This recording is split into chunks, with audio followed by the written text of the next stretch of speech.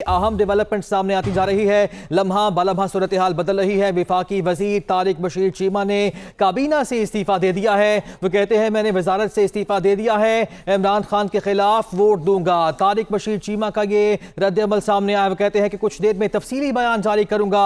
तारिक बशीर चीमा की जानिब से ये कहा जा रहा है। विफाकी वजीर तारिक बशीर चीमा ने काबीना से इस्तीफा दे दिया है। वो कहते हैं कि मैंने वजारत से इस्तीफा दे दिया है, इमरान खान के खिलाफ वो वोट देने जा रहे हैं। तारिक बशीर चीमा की जानिब से यह बड़ा ऐलान किया गया है। वो ये भी कहते हैं कि कुछ देर बाद तफसीली बयान जारी करूंगा।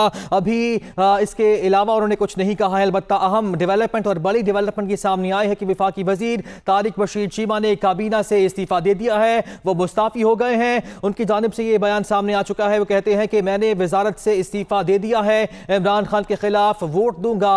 तारिक बशीर चीमा की जानिब से भी कहा गया कुछ देर में तफसीली बयान जारी करूंगा। अहम डेवलपमेंट है जिससे मुतालिक आपको अपडेट कर रहे हैं। तफसीलात जान लेते हैं। इससे कमरुल मुनव्वर हमारे साथ मौजूद है। कमर, क्या अपडेट्स हैं? कमर से रब्ता करने की कोशिश करेंगे। नाजरीन आपको अपडेट कर रहे हैं। सियासी पारा हाई है और लम्हा बलम्हा सूरत हाल तब्दील होती दिखाई दे रही है। एक जानिब अहम मुलाकात थी खौफ लीग की वजीर आजम से बनीगाला हाउस में, बनीगाला में मुलाकात जारी थी। और आपको ये भी बताते चलें कि कभी इम्कान है कि जो काफ लीग है वो ऐलान कर दे कि हुकूमत का हम साथ देने जा रहे हैं। ऐसे में अहम बयान सामने आया है विफाकी वजीर तारिक बशीर चीमा का। जो विफाकी वजीर नहीं रहे हैं वो कहते हैं कि मैंने काबीना से इस्तीफा दे दिया है, मैंने वजारत से इस्तीफा दे दिया है, इसकी वजूहात बाद में बताऊंगा, इमरान खान के खिलाफ वोट दूंगा।